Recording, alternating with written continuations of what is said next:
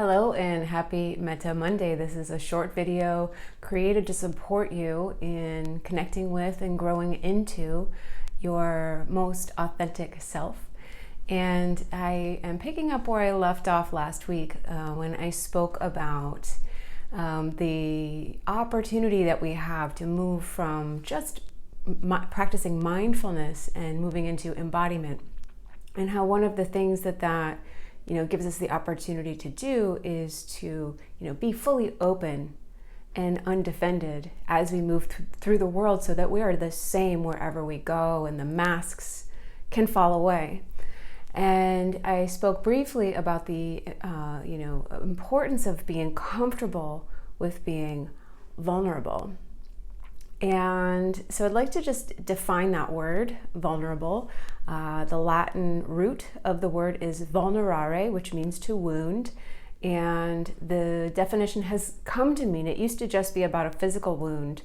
And now it is capable, the definition is capable of being physically or emotionally wounded.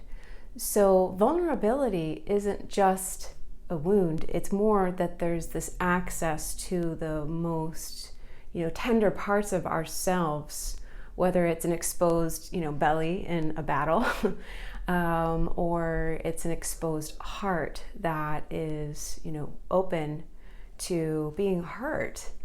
And most of us protect our vulnerability because we've had past hurts, and they don't have to be like I talk about, capital T trauma. It can be little developmental dings or other things that happen along the way in relationships. The more that your heart is open to a person, the more that you can get hurt, right? And so this vulnerability is this, closest in part of ourselves. That's kind of like that center in the target that I talked about, with the authentic self at the center. And so this is the most essential part of us, and the wounds live right outside.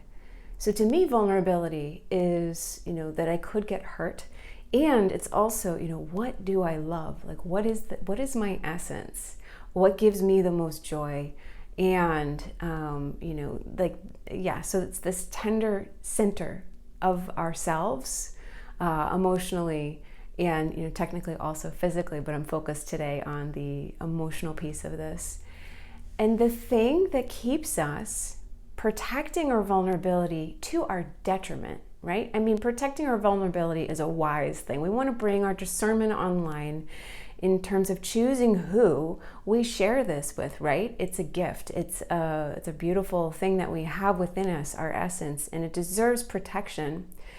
But there are times where we miss out on connection because of defenses that are kind of outmoded or maybe overly built.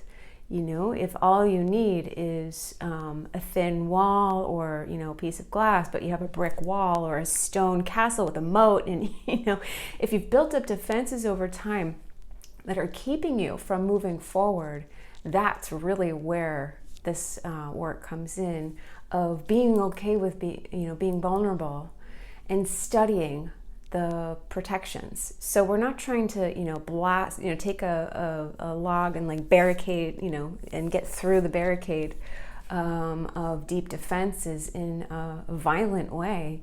It's really more of studying what our defenses are that keep us from connecting. And a big one is shame.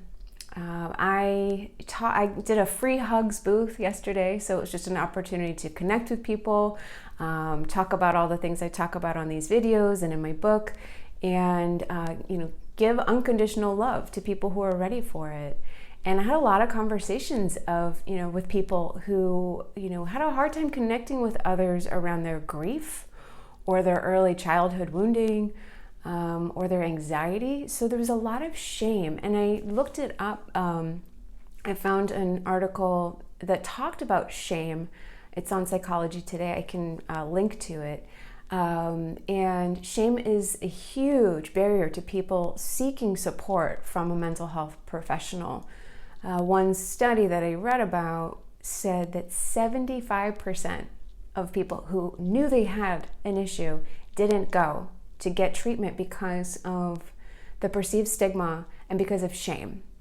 75% of adults with a mental health challenge were, not seeking help because of their own barriers of shame and the perceived stigma, which is also related to shame. So the thing about shame is that it is this internalization of there must be something wrong with me if I have this wound, or if I have this addiction, or if I have this challenge. So there's this attachment of something that has happened to us to our worth.